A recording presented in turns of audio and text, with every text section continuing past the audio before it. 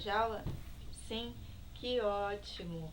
Hoje nós temos uma aula de matemática e vamos falar um pouco mais sobre as formas planificadas, sobre poliedros, sobre pirâmides, ok? Você lembra o que é um poliedro? Não? Um poliedro são formas que não rolam, são aquelas formas que têm pontas e têm faces planas, então elas não rolam. Todas essas formas nós podemos chamar de poliedro. E o que significa poliedro? Poliedro significa muitas faces. E todas as faces de um poliedro são faces planas. Agora vamos para o nosso livro de matemática fazer a página 86. Na semana passada, a tia mostrou para vocês um cubo de forma plana, uma maneira de desenhar um cubo de forma plana. Temos o cubo inteiro, na sua forma normal, e aqui de forma plana. Então, aqui nós temos uma planificação do cubo, ok? No número 3 do seu livro, na página 86, temos assim: o cubo é um tipo de poliedro que você já conhece. Desenhe no espaço a seguir uma planificação do cubo. Depois, compare-a com um dos seus colegas. Você deve desenhar aqui, nesse quadradinho, uma planificação de cubo. Você escolhe o tipo de planificação que você quer. Esse tipo de planificação que é a mais fácil, e foi a que nós vimos na última aula. Então, vamos agora para o número 4. No número 4, nós temos assim: descubra qual desses desenhos corresponde à planificação de um cubo.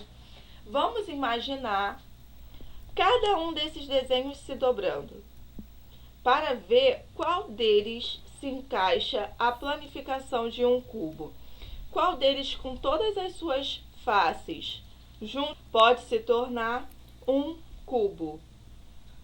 Nós juntando essa planificação aqui, podemos levantar essa parte e unir a essa. Depois dobrar essa parte e unir a essa. E assim nós conseguimos um cubo. Aqui, será que conseguimos um cubo? Tenta imaginar essa planificação sendo fechada. Será que conseguimos um cubo com essa planificação? E com a letra C? A alternativa aqui que apresenta uma planificação de cubo é a letra A, pois fechando todas as partes, todas as faces, colocando uma na outra, nós conseguimos sim obter um cubo, ok? Página 87. Na página 87, você deve fazer alguns cálculos de multiplicação utilizando dados, ok? Você deve produzir os seus próprios dados. Existem dados para jogos que lembram a forma de poliedros, com 4, 6, 8, 12 e 20 faces. Confeccione dados com essas formas ou usem dados prontos. Joguem 2 dados para compor a multiplicação que você vai calcular mentalmente. Então, você deve produzir ou usar 2 dados diferentes, de formas diferentes, poliedros diferentes, e assim fazer o cálculo de algumas continhas de multiplicação. Você joga o dado, um dado caiu no 2, o outro dado caiu no 2, então você vai fazer uma multiplicação. 2 vezes 2 igual a 4, não é? Então, você vai usar esses dados para fazer a sua multiplicação, para preencher todas as multiplicações dessa página. Na página 90, temos alguns exercícios, ok? No número 1, temos aqui: um clube de escoteiros está promovendo uma competição na mata. Os participantes devem encontrar o prêmio que está escondido próximo à cachoeira, onde está o monitor do acampamento. 4 participantes chegaram juntos a uma encruzilhada. Cada um seguiu em uma direção diferente. Então, nós temos aqui os 4 participantes chegaram em uma encruzilhada. Temos várias direções. E cada um deles decidiram ir para uma direção diferente. Cada um escolheu uma rota diferente. Qual desses aqui é o participante que mais se aproximou do prêmio? Que mais conseguiu conquistar esse prêmio? Nós sabemos que o prêmio está com o monitor do acampamento, que está próximo à cachoeira. Qual desses aqui chegou mais próximo à cachoeira? Foi o de camisa vermelha, o de camisa verde, o de camisa azul escuro ou o de camisa azul claro? Quem chegou mais perto do prêmio? Diz aí pra tia. Foi qual desses? Qual a cor da camisa daquele participante que chegou mais perto do prêmio? No número 2, na nossa página 90, temos aí. Observe os desenhos a seguir. Em cada um deles, a linha amarela e a linha vermelha são segmentos de retas que estão unidos em uma extremidade e afastados na outra. Nós temos aqui algumas linhas, ó. Vemos que umas estão mais próximas e outras estão mais afastadas. Escreva nos quadradinhos os números de 1 a 5 para ordenar esses desenhos de acordo com a distância das extremidades afastadas dos segmentos de reta. Aquela que tiver menor afastamento será o número 1 e aquele que tiver o maior afastamento será o número 5. Então, nós vamos ver aqui qual dessas linhas, qual dessas retas estão mais afastadas e mais perto uma da outra. Qual dessas aqui nós podemos classificar como número 1? Aquelas linhas que estão bem pertinho uma da outra. Ó, o número 2 está perto, mas não tão perto. O primeiro segmento de retas está perto uma da outra, mas não tão próximo. Qual dessas aqui estão mais perto? A primeira, a segunda, a terceira, a quarta ou a quinta? Reta. A segunda, não é? Ela está muito pertinho uma da outra. Então, nós podemos numerar como 1. Colocar no quadradinho abaixo o número 1. Qual a outra que está um pouco mais próxima, mas não tão próxima quanto a primeira que nós vimos? Essa ou essa? Essa aqui, não é? Essa aqui está um pouco mais perto uma da outra, mas não tanto quanto a do número 1. Então, vamos colocá-la como número 2. Qual agora está um pouco mais perto? A terceira, a quarta ou a quinta? A quarta, ela está um pouco mais perto uma linha da outra do que as outras duas. Então, vamos numerar como 3. Agora, qual é a próxima? Essa ou essa? Qual dessas aqui está mais próxima e qual está mais afastada? Essa aqui está mais próxima, não é? Então, vamos numerá-la como 4. Já que essa daqui está mais afastada, vamos numerá-la como 5. Agora, na página 91, vamos ver um pouquinho mais sobre ângulos. 2 segmentos de reta com uma extremidade em comum formam um ângulo. Então, 2 retas, nós podemos formar um ângulo. A medida do ângulo é a medida de abertura entre 2 segmentos de retas. Quanto mais afastados os segmentos, maior será o ângulo. Nós vemos aqui uma bailarina, que aqui nós vemos que ela está num ângulo reto, já que ela está numa posição mais reta. Ó, os 2 bracinhos estão de forma reta.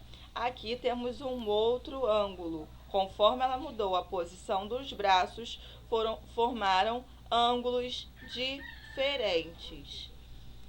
Vocês vão usar uma folha de papel retangular para fazer a medida de um ângulo. Dizemos que a abertura entre dois lados do retângulo forma um ângulo reto. Assim, podemos usar qualquer ponto do retângulo para medir o ângulo e saber quando são retos, menores que um ângulo reto ou maiores que um ângulo reto. Então, aqui nessa página, nós vimos um pouquinho, ó. No número que nós marcamos como número 3, nós temos um ângulo reto. Aqui, como as duas retas estão bem próximas, então temos ângulos menores que um ângulo reto. Aqui, como ultrapassou essa distância uma da outra, temos ângulos maiores que um ângulo reto, ok? Agora que já fizemos todo o nosso trabalhinho de matemática, vamos fazer 2 páginas do nosso livro de ciências, ok? Nós vamos falar hoje um pouco sobre pirâmide alimentar. Nós sabemos que a cadeia alimentar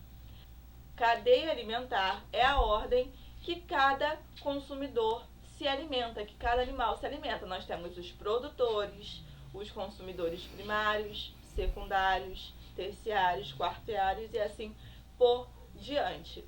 Em uma pirâmide alimentar, nós conseguimos ver a quantidade de energia que cada um desses seres conseguem absorver dos alimentos. Nós sabemos que os maiores produtores de energia, aquele alimento que tem mais energia em uma cadeia alimentar, são as plantas, porque elas recebem a luz do sol, produzem a fotossíntese e conseguem produzir o seu próprio alimento. Então, eles recebem a maior quantidade de energia. Conforme os outros animais vão se alimentando um do outro, o gafanhoto se alimenta da planta, ele recebe uma quantidade de energia muito grande, não é? E o sapo que se alimenta do gafanhoto, será que ele recebe a mesma quantidade de energia? Não, ele já está em outro nível trófico, em outro nível de alimentação. Então, ele não recebe tanta energia quanto o gafanhoto. E a cobra que se alimenta do sapo? Será que ela recebeu a mesma energia que o sapo recebe?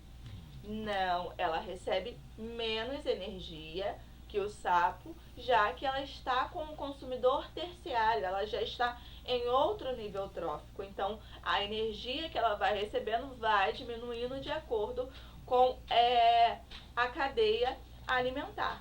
Nós vamos ver agora um pouquinho sobre teias alimentares. Nós temos aqui uma pirâmide alimentar.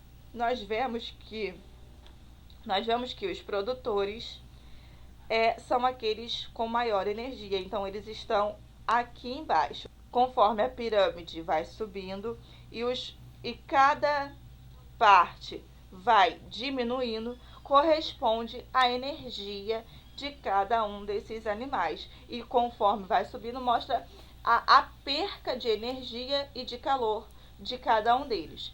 Como nós temos aqui o produtor, que é uma planta, no maior quadro da pirâmide, isso significa que ele é o ser com mais energia, que contém mais energia.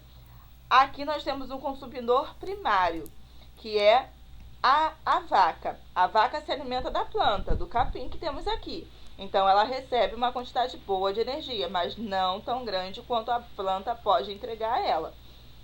E conforme vai subindo, a energia vai caindo. A onça não recebe a mesma energia que a vaca.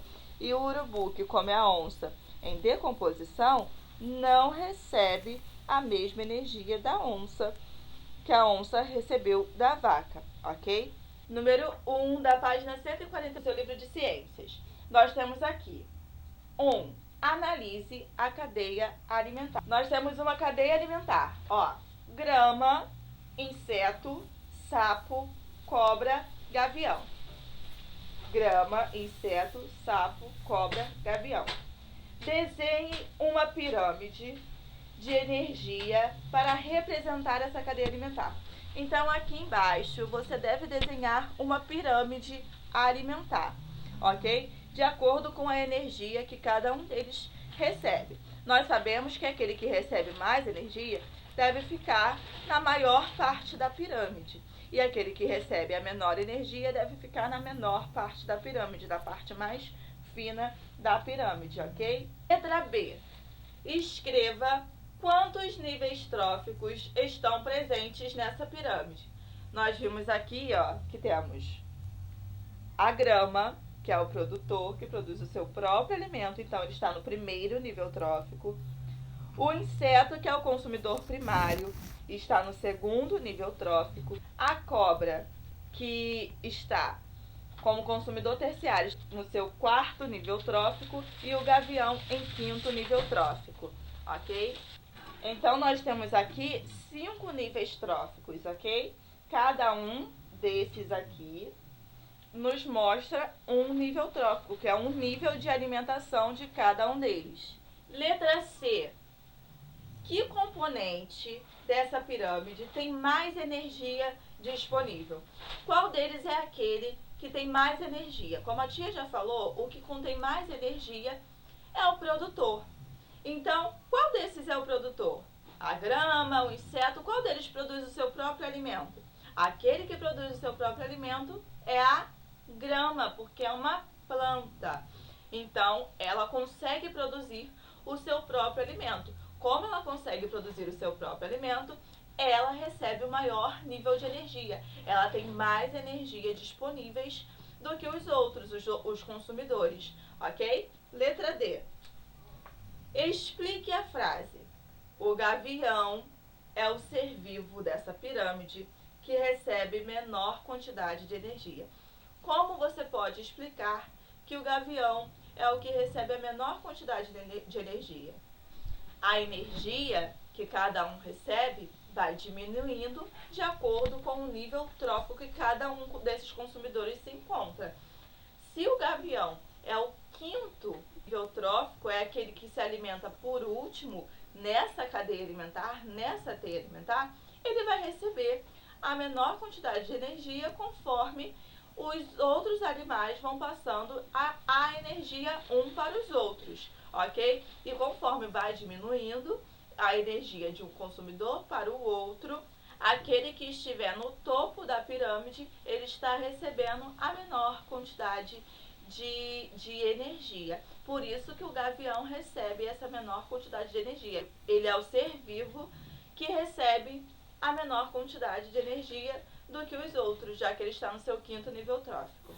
Página 142. Nós temos aqui uma pirâmide de energia da cadeia alimentar aquática. Nós vemos aqui que temos os plânctons que estão no início. Nós temos o consumidor primário, o consumidor secundário, terciário e quartiário. Letra A. Escreva quantos níveis tróficos estão presentes nela.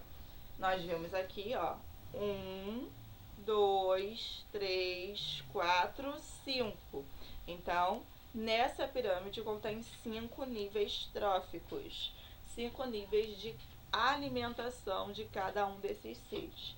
Desenhe setas vermelhas mostrando a energia perdida em forma de calor. Então, a energia de cada alimento, de cada um desses, vai diminuindo conforme vai aumentando o nível trófico, vai aumentando o nível de consumidores. Ó, nós temos aqui. Aqui é o início da energia. E aqui ela está diminuindo. Então, desenhe uma seta preta mostrando a energia que é transferida de um nível trófico para o outro. Então, esse aqui transfere uma energia com maior quantidade para o consumidor primário. Já o consumidor secundário recebe uma energia diferente, uma energia menor. Já o leão marinho, que é o terceiro consumidor, que é o consumidor terciário, ele recebe menos energia, ok? E o urso, que é o consumidor quartiário, ele recebe também pouca energia. Então, devemos fazer aí setas vermelhas e setas pretas para mostrar a diferença de energia de um animal para o outro. Letra D. Escreva a importância desses produtores para a atmosfera do planeta. Os produtores aqui são os plânctons. Qual seria a importância dos plânctons para o planeta? O plâncton ele é responsável pela maior parte de oxigênio que nós temos no nosso planeta. Então, essa é a importância dele. Ele é o primeiro da pirâmide alimentar aquática e ele também auxilia na produção de oxigênio para o mundo. Então, por isso, ele é tão importante, ok? Assim nós terminamos a nossa aulinha de hoje. Um beijo da Tia Rose e boa aula. Tchau, galerinha!